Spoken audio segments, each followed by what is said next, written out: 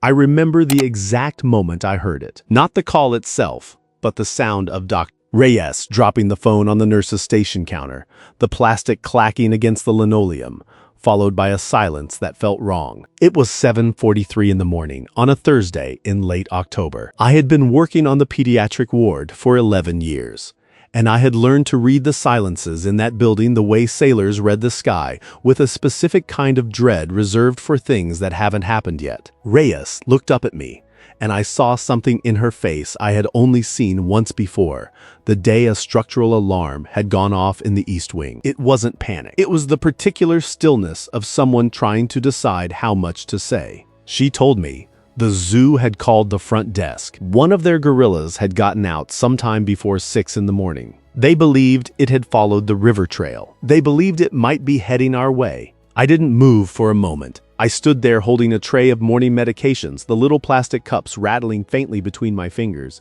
and I thought about how many children were asleep in the rooms behind me. 12 of them, 12 small bodies in 12 beds, some attached to machines that breathed for them, some simply lost in the particular silence of healing. I set the tray down and asked Dr. Reyes what we were supposed to do. She told me the zoo's response team was already mobilized, that animal control had been notified, that we should stay calm and keep the ward doors closed, and she said it in the careful, measured tone that hospital staff use when what they actually mean is, "I don't know, and I'm frightened too." Within 20 minutes, the atmosphere in that corridor had changed in a way I still struggle to describe. It wasn't chaos. Not yet. It was something more like the pressure before a storm, the way the air becomes heavy and still and charged with something you cannot name. The morning staff moved differently, speaking in lower voices, checking door latches that had never needed checking before. I walked to the window at the end of the hall. From up there, on the 3rd floor, I could see the hospital garden below and beyond it, the line of trees that followed the old irrigation canal connecting the city park to our grounds. The trees were perfectly still. The October light was thin and pale, and the garden was empty except for 2 benches and a small fountain that had been switched off for the season. I remember thinking, maybe they'll catch it before it gets here. Maybe this will become one of those stories we tell at the end of a long shift, laughing slightly too hard because the fear needed somewhere to go. I turned away from the window and walked back toward the nurses' station, past room 307, where a 7-year-old boy named Daniel had been lying in a coma for 11 days. His mother had not left the building in all that time. She slept in the chair beside him, her hand resting near his, never quite touching. I passed his door without stopping. I had no reason to stop. I didn't know yet that by the end of that day, that door would become the center of something none of us had the words for. I didn't know that the answer to a question I hadn't thought to ask was already making its way toward us through the trees. The call came from the ground floor at 8:21. One of the reception staff, a woman named Patricia, who had worked the front desk for longer than any of us, said only 4 words through the intercom before her voice broke. "It's inside the building." I felt the words land in my chest like something physical. I looked at Dr. Reyes, and she looked at me. And for a moment, neither of us moved, as if staying still might somehow change what we had just heard. We were told later that it had entered through the emergency bay on the south side, where the automatic doors had been propped open during a supply delivery. No one saw it come in. One of the orderlies said he had felt a change in the air behind him and turned around to find it already there, already past him, already moving down the corridor with a slowness that seemed almost deliberate. I didn't see it enter. What I saw, what I will never stop seeing, is the moment it appeared at the far end of our hallway on the 3rd floor. I was standing near the nurse's station and the door to the stairwell pushed open, and then there was a shape filling the frame that did not belong there, massive and dark and impossibly calm. It was a western lowland gorilla. I know that now. At the time, all I knew was that it was the largest living thing I had ever seen in an enclosed space, and that it moved with a kind of heaviness that was nothing like aggression. It wasn't charging, it wasn't frantic. It walked the way something walks when it knows exactly where it is going. My first instinct was to back away slowly, to put myself between it and the nearest patient room. My second instinct, and I'm still not sure where this came from, was to be quiet. Not just silent, but quiet in a deeper way.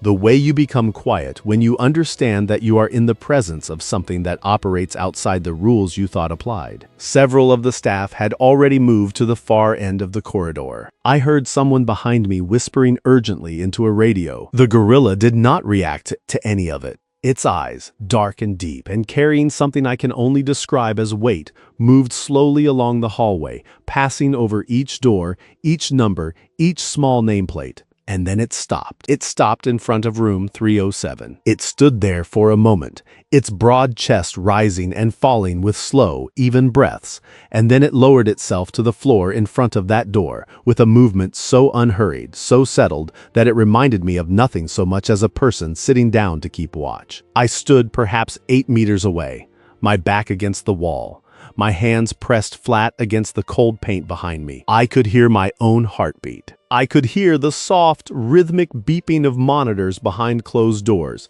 the distant hum of the ventilation system, the faint sound of someone crying somewhere down the hall. Daniel's mother, I realized. She must have seen it through the small window in the door. The gorilla did not look at me. It did not look at any of us. It looked only at the door in front of it, with an expression that I have spent months trying to find the right word for. It wasn't hunger. It wasn't confusion. If I had seen that expression on a human face, I would have called it grief, or perhaps something closer to hope, the desperate, exhausted kind that has already forgotten how to ask for anything. The zoo's response team arrived at 9:15. 2 handlers in heavy protective gear, carrying tranquilizer equipment and a canvas restraint system they had used before.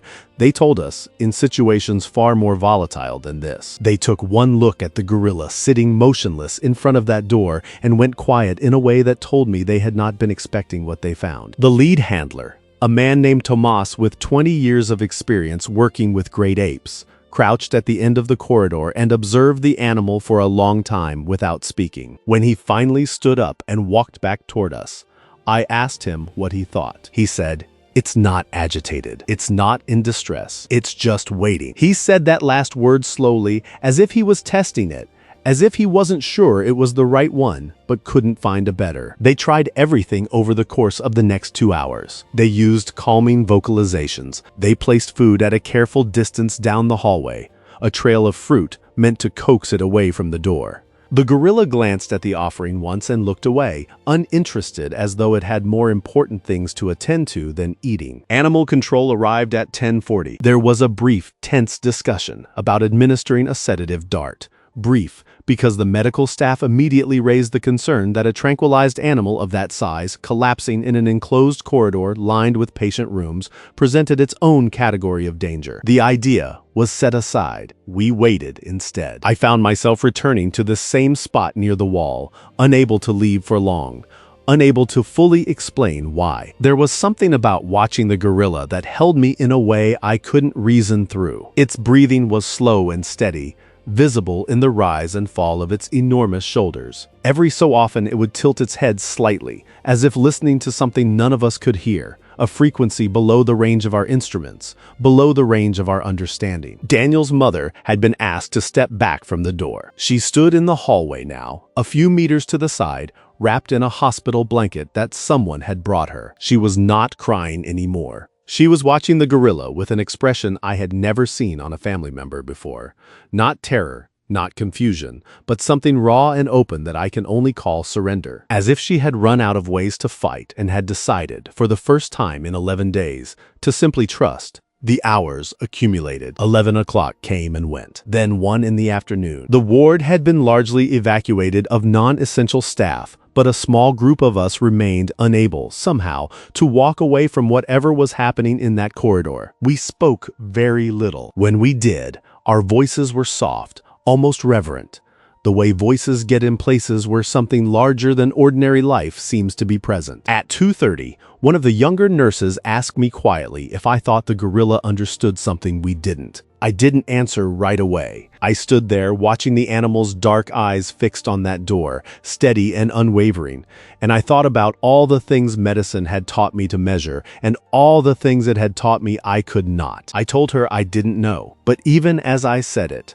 I felt the inadequacy of those words. Because somewhere beneath the uncertainty, beneath the training and the protocol and the careful language of science, something in me already believed the answer was yes. The monitor alarm went off at 3:47 in the afternoon. Not the flat, terrible sound we dreaded, but the other one, the sudden spike of a rhythm changing, a body shifting from one state into another. I heard it from the hallway, and I was moving before I had consciously decided to move. I reached the door of room 307 and stopped. Through the small rectangular window in the door, I could see the bed, the machines, the thin shape of Daniel beneath the blanket. And I could see his hand. It was moving, slowly, with the particular uncertainty of something that has forgotten how to do what it is doing. His fingers were opening and closing against the sheet. I pushed the door open. Reyes was already inside. I don't know how she got there before me. She was leaning over the bed, her stethoscope in her hands, her voice low and steady and careful, saying his name. "Daniel, can you hear me?" And then the thing that made my legs go weak. A sound from the bed, small and rough and barely there. He opened his eyes at 3:49, not all the way. Just a narrow, uncertain sliver of light, the eyes of someone returning from somewhere very far away. His mother was in the room by then. I don't remember her passing me. I only remember the sound she made when she saw him. A sound I have no adequate word for, something between a gasp and a prayer, and the way she took his hand in both of hers and pressed it to her face and wept without making any attempt to stop. I stepped back into the hallway. I needed the wall behind me. My hands were shaking in a way they hadn't shaken since my first week on the ward years ago, before I had learned to keep myself contained. I looked down the corridor toward the spot where the gorilla had been sitting for the past 6 hours. It was standing now. It had risen from the floor at some point in those last few minutes, and it stood in the hallway with its weight distributed evenly, its dark eyes no longer fixed on the door but looking somewhere beyond it, somewhere past all of us. Tomas, the handler, was moving toward it slowly from the far end of the corridor, speaking in a low, continuous murmur. The gorilla did not resist. It turned, with that same unhurried deliberateness it had carried all day, and began to walk back the way it had come. I watched it go. I watched it until it disappeared through the stairwell door, which swung closed behind it with a sound that echoed once and then was gone. The hallway felt different after that, emptier in a way that had nothing to do with the absence of a large animal, and fuller in a way I still cannot explain. Daniel was transferred to a standard recovery room 4 days later. He was discharged 3 weeks after that. I saw him once more before he left, walking down the corridor with his mother's hand in his, wearing a red sweater that was slightly too big for him. He looked small and ordinary and profoundly alive. I have worked in medicine for a long time. I have learned to be careful with the word miracle, to hold it at a distance, to examine it from all sides before allowing it near anything I claim to believe. But I have also learned that there are moments which exceed the reach of every framework we have built to contain them. That day was one of those moments, and the gorilla, that heavy, silent, inexplicable presence, was the reason none of us who were there have ever been quite the same since.